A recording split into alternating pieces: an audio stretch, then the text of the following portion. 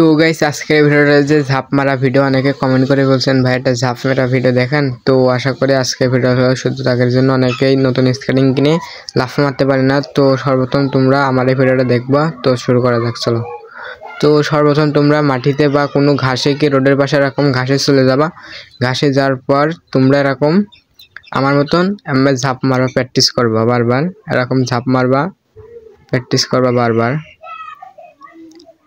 আমি বারবার ঝাঁপ মারার পর তো তোমরা মনে করবেন যে হচ্ছে না ভাই, কি পারছি নাকি, সর্বপ্রথম তোমাদের কাছে এটা মনে হবে। তো তোমরা কিন্তু সেম বারবার এরকম ঝাঁপ মারবা, এরকম জাম্প বেলে করবে বারবার। তোমরা বারবার করতে পারলে পারবা। তো এবার তো মনে করছেন যে ভাই আমি পারছি, তো আমার তো রোডের পার শিখতে হবে। তো এবার তো চলো শুরু করা যাক রোডের পার। এবার এসে তোমরা একটু রানিং অবস্থা এসে সেম এরকম ঝাঁপ মারবা। তো সর্বপ্রথম তোমরা আস্তে আস্তে ঝাঁপ মারবা, বেশি জোরে ঝাঁপ মারা যাবে না। রানিং অবস্থায় আসে আস্তে আস্তে এইভাবে লাফ মারতে হবে। তো আশা করি তোমরা বুঝতে পারবে, বুঝছেন?